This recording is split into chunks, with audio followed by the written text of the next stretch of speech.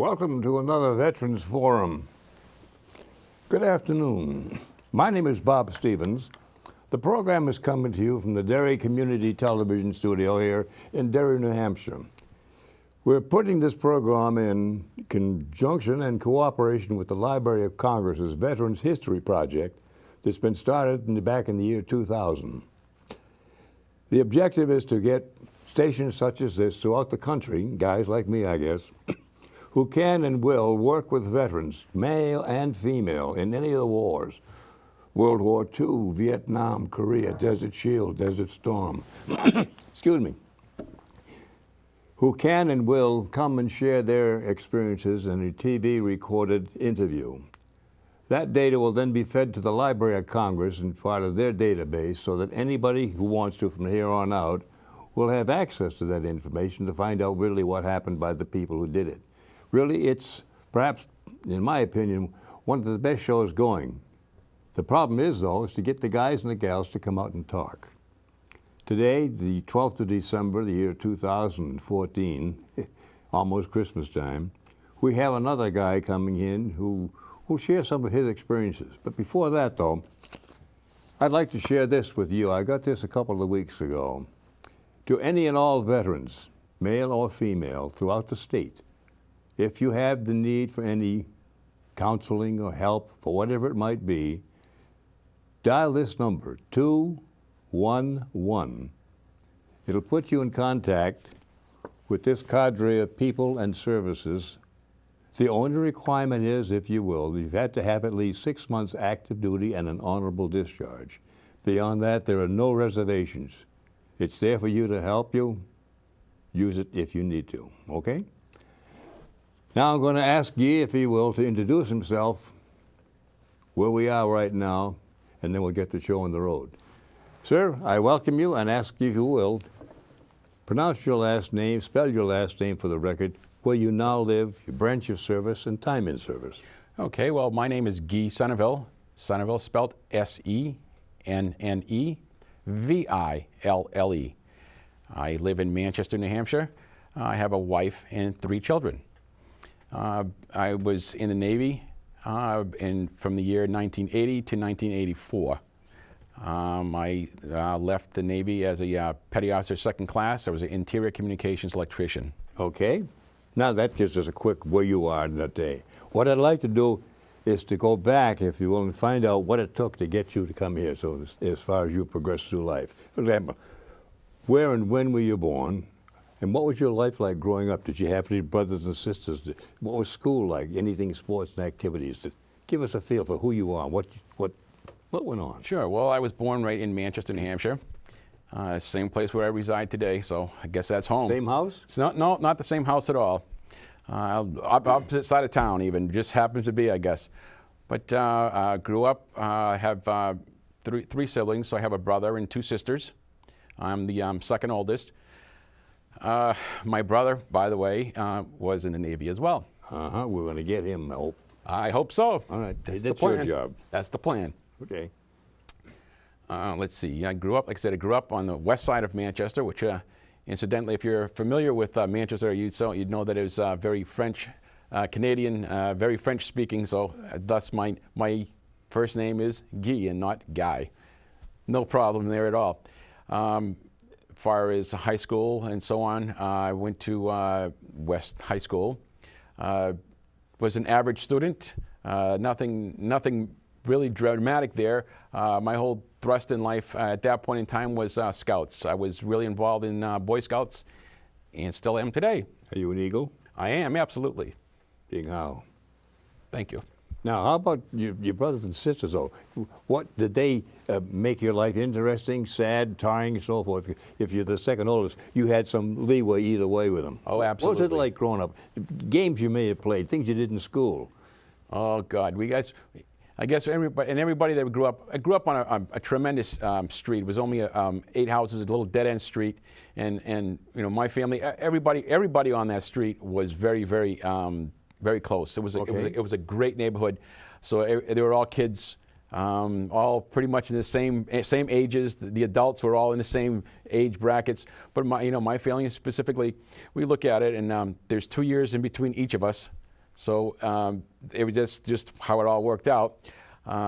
Games, stuff like that. We every night, I think, whether summertime or whatever, we could always plan on playing kick the can. I think that's a game that probably nobody even heard of today. Well, politicians kick the can all the time now, but this is that's true. a different can. But that's a different can. But this they is kick true. some of their cans. I'm sorry. Go ahead. No. So that and I think that if you talk to anybody that grew up in that neighborhood, that's probably one of the biggest memories that people talk about, playing kick the can. It was always a big thing. We used to have these tremendous have a marathons. steal or anything special, or just kick it along the street? How did you play it? Oh, how did we play? Well, it was always, you had the person who was it, who would actually stack the two cans, and then would hide their eyes and count to whatever, and meanwhile everyone else would scatter around and hide. And this person, the person who was it, his job was to try and seek out these other individuals. And capture them, we'll say, for argument's sake. They had once I saw Bob, you had to run back and tap that can to let Bob know that he was now caught, so he was out of the picture. You can't argue it though. Huh? No, it was not. That's not the way it worked. So Bob was out, and then sooner or later the whole idea was to try and capture get everybody. And of course the last person caught would be the guy who would now be the person who was it. Okay. Interesting Now, why did game. you stack them? What's the? Because the whole idea was when you were caught, see, as the other people who were out there were trying to, while the other one's out looking, the person who was it was out looking for the other people. Well, if somebody came over and kicked those cans, anyone who was caught was now free. Oh, okay. That's what I'm trying to find out. Okay. What's the game? I'd never heard of it. Okay. So those people are now free, so they'd start all over again. So that person would have to, everyone else was out. Right? You could be there till the cows come home. Only until the street lights came on, because when the street lights came on, it was time to come home. Oh, boy, that sounds familiar. When the light in the porch is on, come home no matter what you're doing. That was it. Okay. Now, how'd you do in school? Anything like in sports, a band or anything like that? I was not an instrument player. Sports, I did very little sports. Like I said, my whole thrust while I was a youth was really in scouting. That's really where I flourished. That was what I really enjoyed, and that's where a lot of my. I was small things in sports. I mean, that wasn't my thrust by any means. Tried out a bunch of times, but never really pursued much of it. You have to have an audience too. Everybody can't be a star out in the field. This is true. This is true. Now, how about high school? What were you doing in high school? Where'd you go? Say Manchester West High School, which was, well, it's still there today. It's still there. Still there. I go Absolutely. by. So Manchester West was where I graduated in 1977, and that's like I said, I didn't do a whole heck of a lot of extracurricular school activities. Okay. I mean, it was there. Well, I'll be honest with you. I was an average student, but it certainly wasn't my. I'd rather not have been there. Be honest with you. Oh, well, we always have that sometimes. Yeah. Now, when you get through school, what did you get a job, work, or go into high school or junior college? Rather. When I first got out of school, I kind of wandered about. In a sense, I really wasn't sure just what I wanted to do. I did work a few odd jobs, and after. Basically, almost a couple of years after I was out of high school is when almost 3 years before I joined the Navy. It was an interesting fact as to how I got in the Navy. That's a good one. Yeah. Because this is actually interesting because a friend of mine, and he was a closer friend of my brother's, but he had so he's 2 years my younger. He actually had joined the Navy and was waiting to get ready to go to boot camp, whatever, waiting for his date, and it was summertime at the time, and I was going to go to college. I did like a semester of college, and it was summertime, and it was getting nearer to this end of the summer. I'm saying, well, okay, I'm getting ready to go back to school, and I'm saying, I don't really have the money. I don't really want to go. What am I going to do? I was kind of like in a dilemma. Just working at a supermarket, kind of just making ends meet, whatever.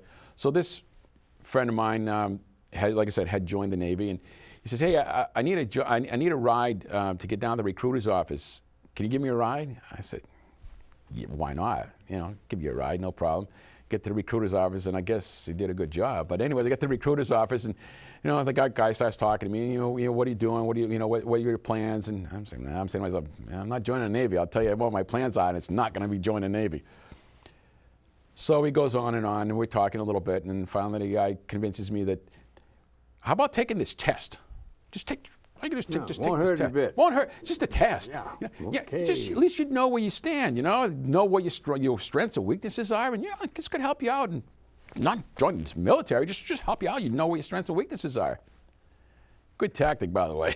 So, anyways, took the test, and whatever. A couple of days later, whatever. Here's your score, and geez, look at all the jobs you could do. You could do just about anything you want. Here's this, here's that. And I say to myself, I'm not going down that road, pal. I already told you that. I'm not joining the Navy.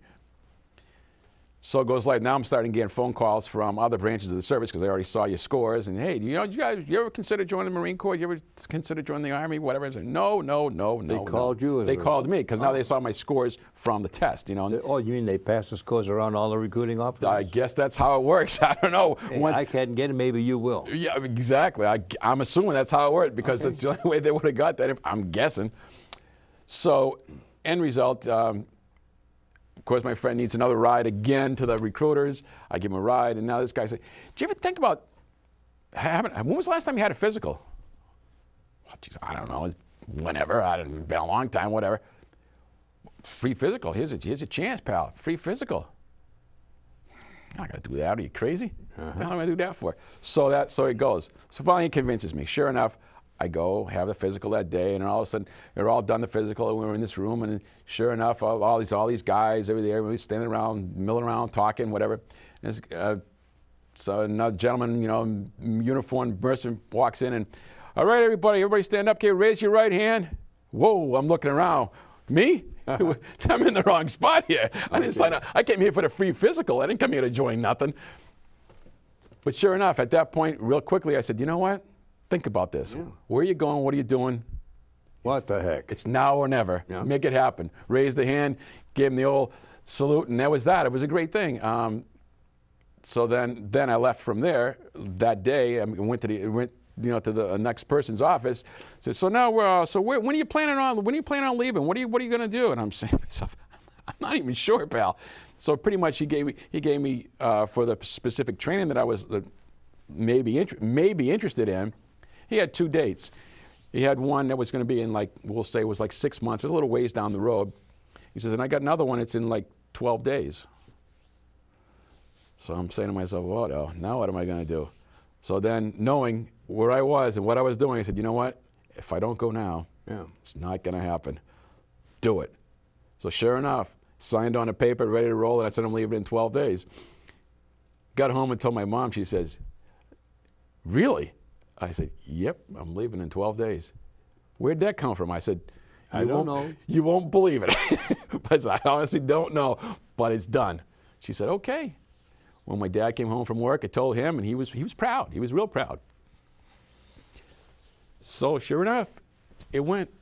12 days later, Dad gave me a ride to the office to drop me off, the recruiting station, drop me off. Where is it, downtown Manchester? It was downtown, what's it called? It's where the courthouse is, and now we're actually across the street from the courthouse. I believe it's called the Norris Cotton Building, I believe. Whatever, but that's where it was at the time. Okay. Went in there, kind of hung around 3/4 of the day, waiting because I was going to Great Lakes, in right outside of Chicago. So that's where I was going. So we had to wait for we were flying out of Boston at the time. Flying. So we flew. So we were waiting for that bus to get us from Manchester to Logan. So we basically hung around almost all day. How many guys were there? Maybe 50, 100? There was a whole busload because there was a bunch because at that point I met a lot of guys from some people were from Vermont and New York and wherever. They were all meeting here, and then that was the marshalling That was point. the place. Yeah. Some people had, as I understood, had gotten there the evening before, and they, had stayed in a hotel that evening before, and now they were here that day to get ready to go. So any paperwork. What time of the year was it? It was in August. It was in August. As a matter of fact, it was actually August the 13th.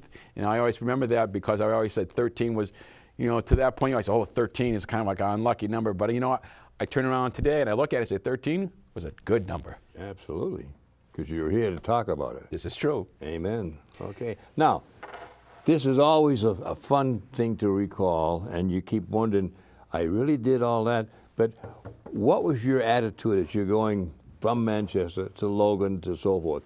What's the mental process? And when you went from civilian to yes sir, no sir, how did you feel? How did you react? Oh, it was a big change. It was obviously a big change.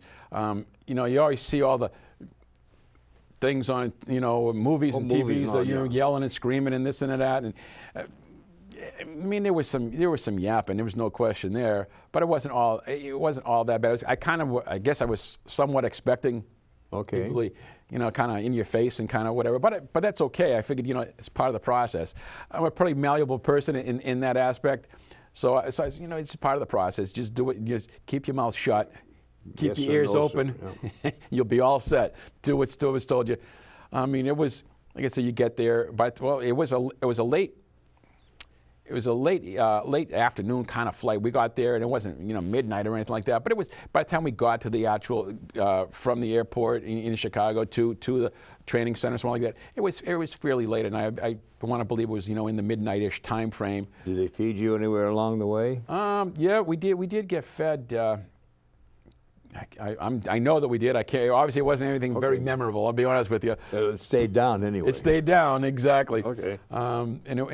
You know, we went that night. Wasn't a whole heck of a lot that happened. Made us make the phone call home. You know, I don't care what time it is. You call your house. You talk to someone. We're home. We're safe. Yeah. That's it. We're safe. It was important, and that was the big thing there. Got assigned a rack or whatever, and we were all set to go with that. The next morning, matter of fact, I think that if I remember right, that night right away, it was, you know, shaved the head and the whole thing, you know. But you didn't worry about uniforms and that kind of stuff. That didn't happen until like the next morning. You know, we got up and went to wherever we were brought to, and you know, and got all our uniforms and all that kind of stuff. And plenty of. I remember going to the chow hall, which is, there was plenty of food. You know, and it was like that I didn't have. Matter of fact, I went in the Navy weighing 135 pounds. I went into boot camp weighing 135 pounds, and I came out probably weighing about 150. Wow, they didn't work you too hard. No. But I mean, part of that was, I'm sure part of that was I ate more. It was kind of interesting. I don't know what part of it was. I'm sure was muscle and that kind of stuff. But at the same time, it was. I'm sure there was plenty of food as well. But nonetheless, I remember big long lines, and this was, like I said, I started there in August, at the very, you know, middle of August. By the time I got out of there, it was beginning to get pretty cold, because it was, well, I believe it was 8 weeks long. 8 weeks, yeah, 8 weeks usually, long. yeah. So then that puts us at the end of October, so it's starting to get cold. Go ahead. Rather than get there, let's have some of the experiences that you had your first couple of days in camp, getting used to the regiment and so forth. And what did you actually do? What kind of training did you get? Well, let's see. Well, the things that a lot of the things that we did, the typical, you know, military. I remember having to stencil. Oh God, we must have spent about 2 days stenciling all our clothes and so on like that. All that, make sure it was done right and commas in the right spot and a whole bit. But anyways, we got all that stuff out of the way. The kind of training that we did there, again, it was. So of course some physical things as well, but there's a lot of the other training, shipboard life kind of training. There was we actually did some knots for a while, which I thought was kind of a neat thing, because I had no issues with that at all. Have a scouting background, and these knots were no big deal to me. Firefighting was I remember that was a really exciting one, because we had to go through this supposedly burning ship kind of thing, and it was kind of scary, kind of. I look back and say it was kind of interesting, but it was kind of scary, because it's pitch dark and smoke everywhere, and it was an interesting process. Realistic. Now, very realistic. Did you take your high diving test? Yes, we did. And how did you feel? That was again, it wasn't a bad thing. I remember, of course, it goes back to when I was a kid. Of course, next to my house was a trestle, and it was always, never go to the trestle. There's a train trestle there. Never go to the trestle, but it was always the first place where we'd go swimming, because nobody knew. But that was a fairly long. It was fairly high, and that was so being jumping off of that platform wasn't totally foreign to me. Okay. But I could see there was a fear in a lot of people's eyes. It was kind of, because it's a long ways. It's a little, I don't know how high it was, but Usually 40 feet. yeah, it's a long enough ways that if you're something you're not used to, I can see where it could be a little harrowing. Okay. Some people could swim, and some people couldn't swim. You know, so you take that under consideration. That was an interesting thing. Making flotation devices out of your clothing was an interesting thing. Once again, through scouting, I'd had that experience already. But some people were saying, how the heck are we going to float on our pants? How's that going to happen? How do you do that? Tie that. You got to tie a knot. So you got to sit here and tread water and pull your pants off and tie a knot in a cuff. How's that going to work? You just do it, right? That's what you're here for, is to learn about those kind of things. But those were definitely interesting. You know, you fill it with air and so on like that, and the whole process that we went through it. So that was a different experience. Now, during that time, were you given any kind of testing to find out what kind of ambition or what your selections were going to be as far as training? We did. I had done, when I had originally taken the test, the ASVAB test from the recruiter, one of the things that I spoke with him after, you know, when he was recruiting me that I didn't realize, but anyways, one of the things I had done is before I left, I made sure that I actually had a guaranteed school lined up. And that was one of the big things for me, was I don't want to just go. I need to go and know that I have something lined up for me. And so we did that. So I actually had a contract. I actually had a contract that said that, and I was going to be interior communications was the actual training that I was planned on doing. While we were in boot camp, of course, they did have other people there that were talking, you know, and I could have changed something if I wanted to at that point in time. I could have said, no, I'd rather be a hull technician or whatever it was. I could have done that at that time, but no, I was concerned. That's where I wanted to be. If you didn't have one. Particular reason why? Anything you did before going in the service, like ham radio, that kind of stuff? No, not necessarily so. This friend of mine, well, that's where he had planned on, that's what he was doing. He had told me about it. It sounded interesting to me anyways, and I could see the future with it. It was telephone technician kind of stuff. It was electronic stuff, but it wasn't an electronics technician. It was kind of like a cross between, and the rate no longer exists today as I understand it, but it was kind of a cross between an electrician and an electronics technician. It was kind of like right in the middle. They had little parts of each. It was kind of an interesting hybrid. Oh, was it something that you physically were manipulating, or is it voiceover or what? Yeah, definitely. I mean, the equipment that we took care of was, again, the telephone stuff, so the ship's telephone system and that kind of stuff.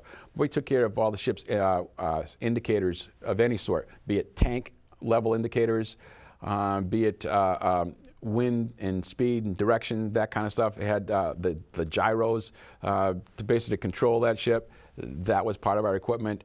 So and everything that went in between with that. So there was all that communication stuff.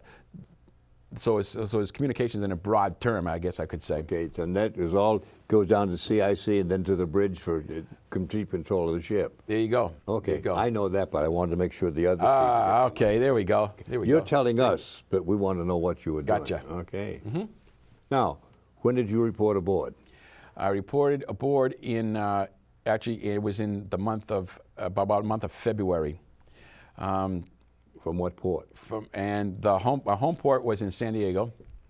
So I went from Great Lakes in February, where very, very cold, God, you know, real cold and a lot of snow, to San Diego. And I'm going to tell you something. At that point in time, I'm looking around saying, this isn't bad. This isn't too bad. You know, going from frozen whatever to palm trees. This is pretty neat. This is pretty neat. From bushkas to bikinis. Yeah, there you go. Okay, when you got there, did you go directly to a ship, or you in a holding?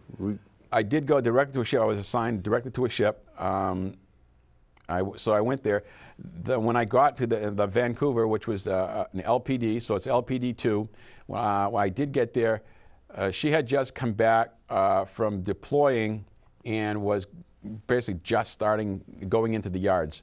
So I got there with a ship going into the yards, and she was in the yards for, it was a while. It was a number of months, 9 months or so. Okay, so you had shore duty then. So it was pretty much shore duty. The interesting thing about that was, and this was a total overhaul. This was a major overhaul. It wasn't just fix a couple of things. This was a major overhaul. It went actually dry docked it and basically just went through the thing from stem to stern and just did it all.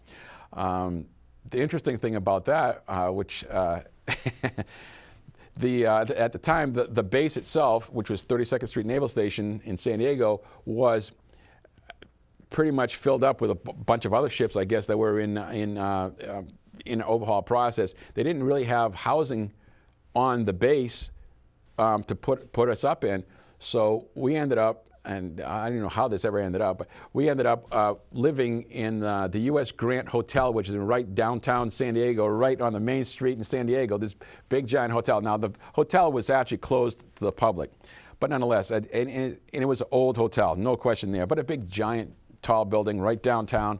There were a few people who actually lived there, a few residents who lived there, but there wasn't all that many. I'd say maybe a half a dozen at the very most.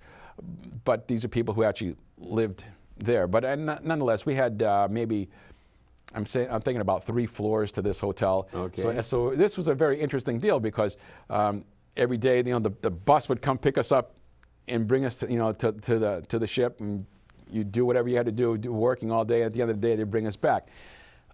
We could basically we got paid our meal rations. So you could either, if you wanted to, during the day or whatever, if you wanted to stay, you could eat actually in the chow hall, which was right on the base, or you were actually given your money in your paycheck, so if you wanted to eat wherever, you could do that as well.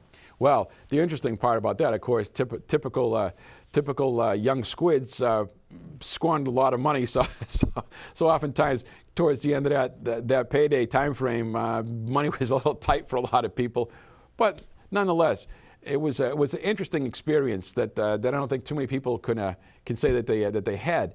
You're in the Navy, you're living in a hotel, pretty interesting. Instead of living in a compartment with 20 some odd or whatever people, you actually had a room with a full-size bed and only one other person. Oh. Now, how was the area? Was it secured so that you had to report in and out through an FP or something like that? Nope, You not gangway even. liberty every night? Yes, sir. It was just opened right up. I mean, get on the elevator, go down through the lobby, and you're done. I mean, that was that. I mean, it didn't really matter. You ever have any scuffs with some of the guys getting a bit too excited and SPs have to bring them back in? I'm sure I never recall seeing it happen, but I would be very surprised that it didn't. Strongly suspected, yeah. Yeah, because we were right downtown, right on that main street. It was right in the center of town, right in the absolute center of town, right across the street from the hotel. It was a big plaza kind of a place. It had a fountain and a little, gardenish area, and there's a big bus stop there, and the place was always full of all kind of characters, whatever, professing this and that. How did the people accept you? Any good or bad experiences? It was. It seemed to be okay. In general terms, everybody knew that we were down there. I mean, it was before, when we had first moved in. I remember it was on the news. Were you the first group to move in, or you just? I think we were the only ones, as far as I can remember. Oh. We were definitely the first ones, and I think it was the only ones. Now, was that a good or a bad thing? I'm not quite sure. You set a high bar. I guess, but we were. From what I can understand, I believe we were the only ones. I don't ever recall seeing that ever happen again. I know that we were definitely the first ones there. Well, though. who was in charge? Any kind of petty officer, chief, warrant officer? There were chiefs that were there did live there as well. Everybody else, like I said, any of the officers or whatever, I believe they were all to their own devices. I don't believe there were any officers living there in the hotel. I don't recall. All right, just don't mix the breeds. Yeah, I think that's what it came down to. Okay, when they finally got you ready to ship out, where did you head and how did you get there? Okay. Because we have a picture of your ship, and I'd like you to, in time, give us a rundown of where you went and how you went and what was it all about. Absolutely. So we first deployed, of course, after the ship got out of the yards, of course, we had to go through the whole process to get it back qualified, requalified. So there was a lot of training time frame, a lot of sea time, just for all these different training activities that all had to get done, get everything running perfect. Shakedown. Absolute shakedown, absolutely. once, and that took a number of months as well to get that all taken care of. Once that was finally all set, we finally deployed. So it was a Westpac that we did. We, as typical, because the type of ship that we had, which was a troop carrier, we always sailed from San Diego to Honolulu. We'd always go to Pearl Harbor, because in Pearl Harbor, what we would do is at that point we'd be picking up Marines. So we would pick up a full accompaniment of Marines. How many people you could carry? Well, the ship itself had a crew of about 250, and we'd take on just as many, or sometimes more, Marines. Had berthing for all of them? Had berthing for all of them, yep. The Marine spaces, well, so let's look at the ship for a little bit. For argument's sake. There we go. You're on. I'm on, okay. So we're looking at the ship now. For argument's sake, the ship's crew basically went probably about all the way to almost the midship. It's pretty much where it ended. From this point back was pretty much on both sides of the ship was the Marine berthing areas, and there were a number of compartments. And I'll be honest, they were kind of Spartan. Spartan means they were tight. They were tight. They were 3 high. Their racks were 3 high, and they were the type of rack it was really more of a, I don't want to call it a hammock, but basically it was a piece of canvas. They had a mattress over it, but it basically was an aluminum frame with a piece of canvas kind of strung over it, and they had a mattress on top of that. But stacked 3 high. How are your clearances between bunks? 18, 20 inches? There's probably not a whole heck of a lot more than that. Couldn't turn around too easy. No, it probably wasn't. There wasn't a whole lot of room. They haven't changed then at all? No, they haven't. Probably have not. Although I see today, it seems like from reports that I've seen on different ships, today they seem to be a heck of a lot more comfortable than what they ever were. Oh, yeah. Yeah, the air conditioning didn't happen here. We had airflow. It was probably about what we had over here. Well, how many guys were in your crew? Do you report to a chief or a first-class guy? It's how you managed whatever you were supposed to be doing, so we get some idea what you did. Right. So I reported to the Interior Communications shop, right, the IC shop, and in our shop we actually had a first class, but we were part of the E division, which was electricians. In my case, so the electricians and the IC men, we were one group. We had one chief who was an electrician, and the electric shop probably had about, I'm going to guess, it probably had about maybe 6 or 8 guys, electricians, and then my shop had probably about just as many, about another 6 or 8 guys. Okay. All rated, or were there strikers in there too? There were some strikers on both sides, some electricians as well as some interior communications strikers. So we did have a few. So that was a whole, I think, when I first got to the Vancouver, I was actually a striker, and kind of a sad story, but not really sad. What happened was when I was first at Great Lakes, after I got out of boot camp, I actually did go to a school, interior communications school. I started it there, and at that point, I didn't do as well as I wanted to, so that's how I ended up going straight to a ship from there. Which wasn't a bad thing, but I still at that point I was going to be a striker, which kind of like broke my heart, but it was what it was. Yeah. I'll get back to that again after, but I went there as a striker. When I got to the ship, I first told the chief engineer that, he said, well, what do you want to do? Okay, we go. Okay. Do we want to move? Because I realized I moved over, right? We were off camera, folks. I know. Sorry, we got too wrapped up. I realized that I moved over. Okay. So. I realized that when I said, so yeah, you're right. I guess it's over. Go ahead. So we're good to go? Yeah. Okay. So I spoke with the chief engineer, and I told him that I really wanted to be an IC man. And he said, all right, but you're gonna have to. That's fine. It's fine. I need somebody there anyway. So sure, you can strike for IC, and that'll be great. So I was good with that. Eventually, I had the opportunity to go back to school. Off the ship? Off the ship, and actually go back to the school, which like I said, I didn't do as well as I liked. And where was that? In this case, Diego or Great Lakes? In this case, they actually had 2 of those schools. One of them was in Great Lakes, but they had one right there in San Diego. So I was lucky enough to go there. So the ship actually sent me to San Diego, to the school, the Interior Communications School, right in San Diego. Okay. That was how long? 2 months, 3 months? I was there for, it was a couple of months long. I was there, so I actually got orders cut, and that's where I was. So that's where I was at the school command for that number of months. The interesting thing was when I first got on board. Of course, I had to do my mess cooking duties. Is how it even. Yes. It's part of the deal. Territory. Part of the deal, right? But we remember now that we were in the yards, so we really didn't have much happening on, as far as the whole kitchen area was pretty much dismantled, but the wardroom was still around. So for my mess duties, I ended up going to the wardroom. So that's where I would be, all day long, which wasn't a bad thing because it was a lot easier to get things done, do things there, and the wardroom wasn't that big, and it worked out pretty good. Well, that was primarily for the officers. That's right. Yeah, that's right. Let the people know those words. Okay. This is true. I'm sorry. Yeah. So that's what it is. The wardroom is basically the officer's mess. It's really what it comes down to. Amen. That's exactly what it is. So that's the only people who ate there were the officers. That's their place. Now the captain had his own wardroom, his own mess, and so every once in a while, if they needed, he had meetings during the day or whatever be the case, and he was going to be eating there, so they would say, hey, we need somebody to help out or whatever. So in particular, I remember now I said I was allowed to go back to school, so the ship actually granted me permission to go to school.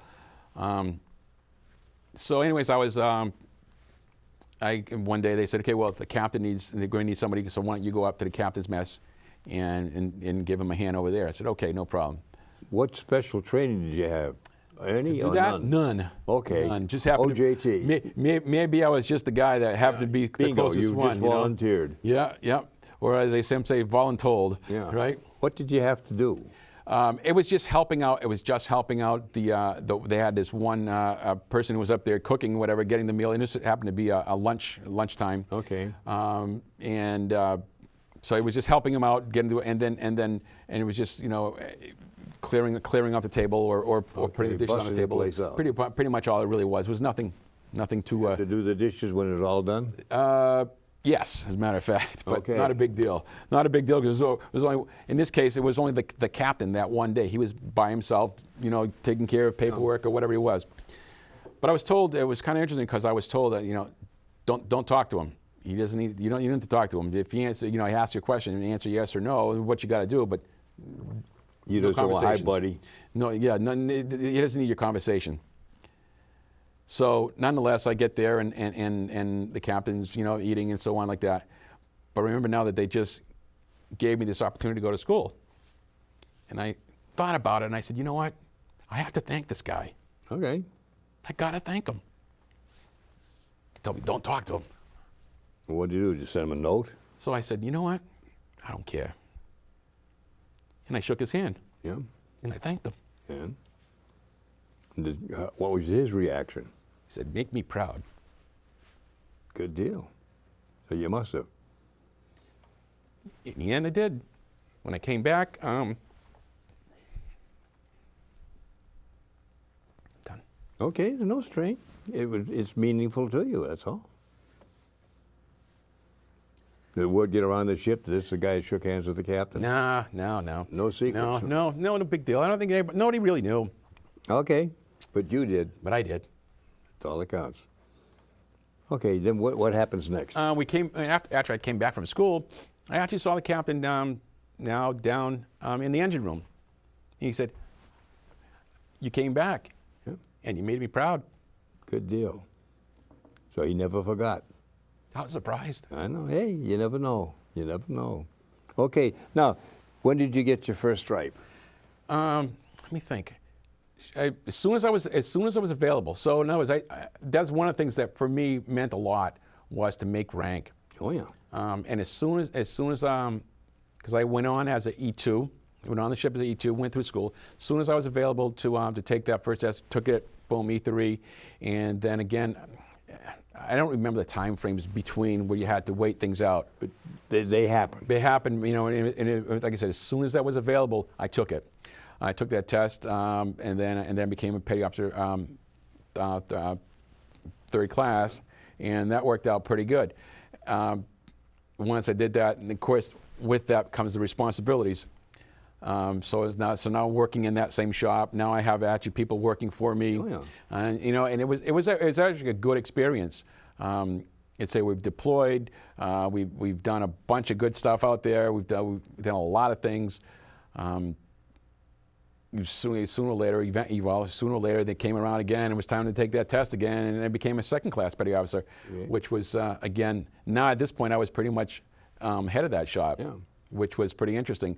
We did have a first-class petty officer who was in charge, but it was like I was like right under him. So he was really doing more the administrative kind of thing and so on like that. I mean, we'd work together to get things done, but I was kind of like that middle guy. Shadow, yeah. Yep. Okay. So that was fun. That was fun. Now, let's take, if you will, go back to the picture of the ship. Sure. Make sure we stay on camera. I'll get out of the way. Okay. I mean, I have to slide over just a hair. Give us a rundown as to what the ship's all about. There we go. All right. So let's look at this ship because, like I said, the crew, the regular ship's crew ended probably about this area. The type of ship that it is, from this point back, there's an actual giant well in the very middle of it. So it's a giant well. And what would happen was we'd be able to drop down that stern gate in the very back and actually fill the well with seawater. So the ship we'd actually sink the back half of it. And we had a bunch of small boats. Oh, the amphibian stuff. All the amphibious craft would basically be able to be going in and out. So the purpose of this ship, by the way, was to carry not so much just troops. The troops that we'd have on board was the ones that we actually had their equipment. So their trucks and their jeeps and their other amphibious craft and so on like that, and all the maintenance that went with it. So those are the people that we would have. There were other ships that had just troops. Well, we had the equipment and the troops that went with it. So, like I said, we'd be able to drop that stern gate down and go from there. What would happen is the other ships that carried just troops. So when we would, the purpose of our ship, by the way, was to actually get Marines onto the shore. Okay. So that was the purpose. Marines and equipment on the shore. That was. Are these replacing LSTs? The LST was carried just the troops. So we would carry troops and equipment. Okay. So we carry the equipment for those troops, by the way, is really what it came down to. So when the whole process would work was, in order to get the troops onto shore, they had to have their stuff with them. They had to have all their stuff. And what would happen is, and one of the reasons why we had this landing pad back here was they would actually get helicopters, and they would actually move the troops from the LSTs onto the helicopters, land them on here. Then they would be able to load them off now from into their amphibious craft to go out onto the shore. Now, does this have any guns on it? Any armament at all? Very little, very little. You'll see we had like two gun tubs up front here, and there was another one out back back here.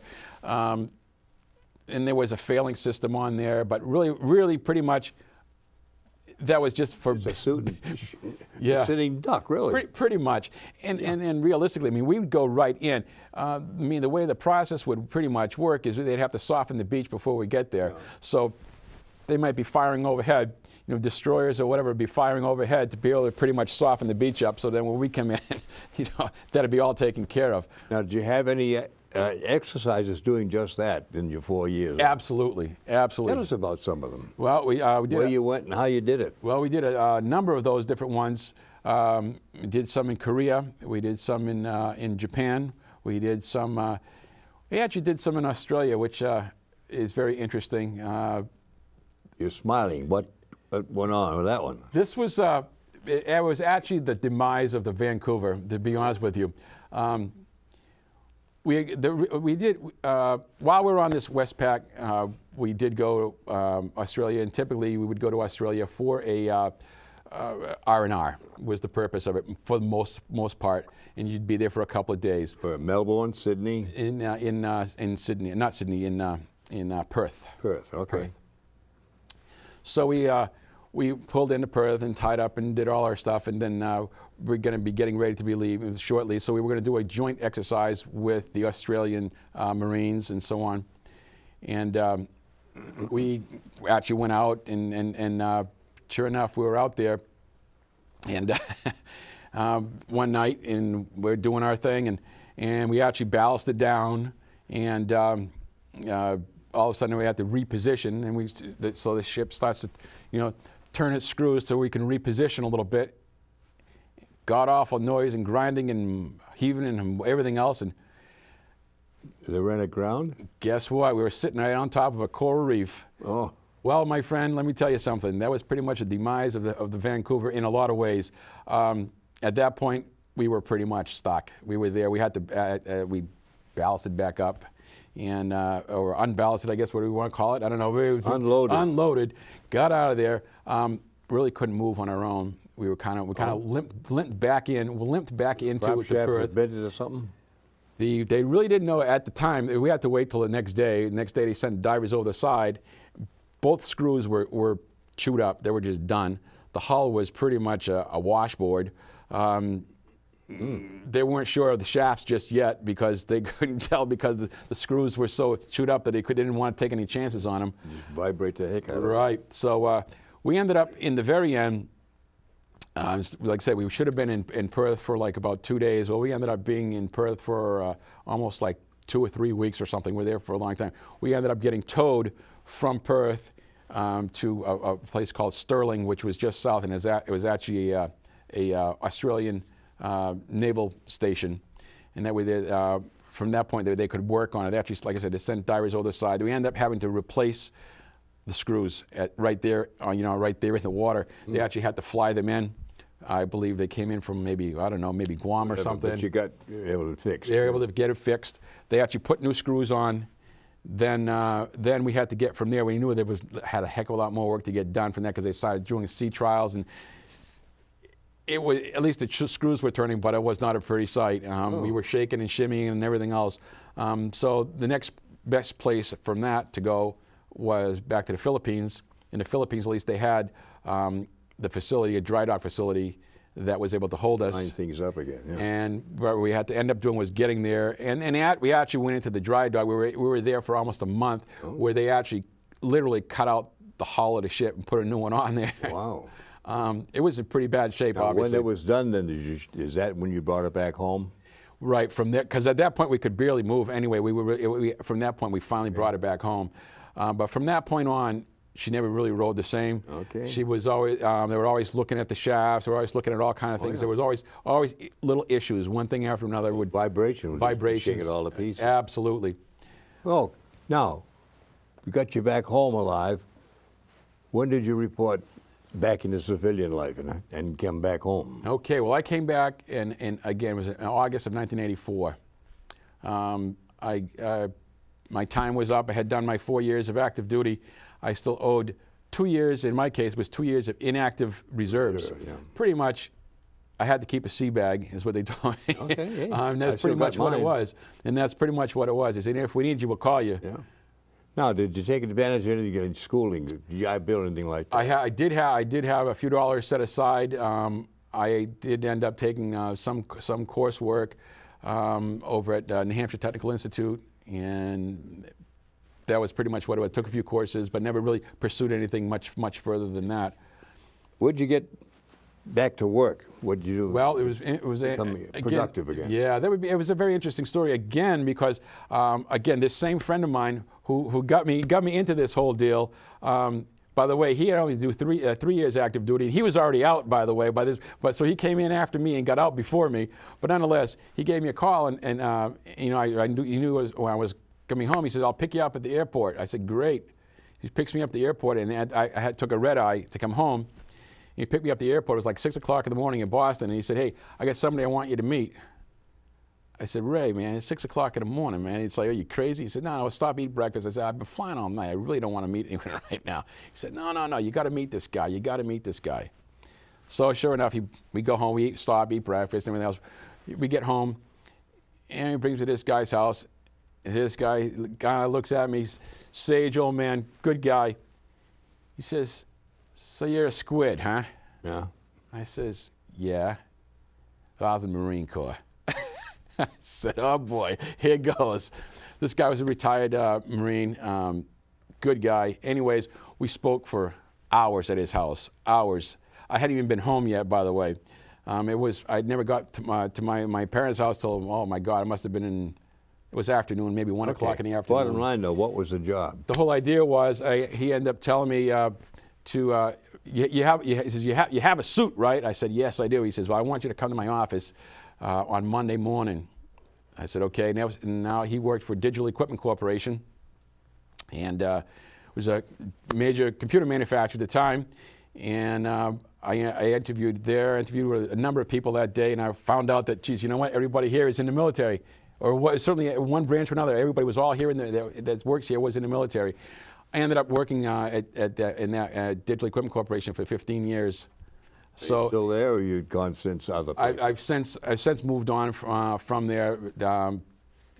The company no longer even exists, which is sad but true. But moved on from there, and so a totally different path now. But it was interesting that the military is what actually brought me to that, and I would say definitely a successful career. Okay, I just got a flag from the men in the corner. We got to wrap it up. So, one question. Go ahead. Was the experience you had in the service, did it have a positive or negative? You've answered already, but negative impact on your life? No negative at all. I would highly recommend it to anybody. Good. I realize that the military is not for everybody, but if it fits your lifestyle, go. Amen. Go. 3 words. Thank you, my friend. Thank you. Thank you for your service. I appreciate it. Amen. As they say in the television world, folks, that's a wrap. But again, remember that number, 221. It could be the best phone call you make. And the recordings that we have from these programs, believe it or not, I think is one of the best legacies that you guys and gals can leave your family. It's priceless, and it won't cost you a dime, and we'll be glad to help you do it. The address to get a hold of me, if you will, is on the back of the program. Bob Stevens saying once again, thank you for listening. I hope it's been worth your while, because I know we enjoy doing it. Stay healthy.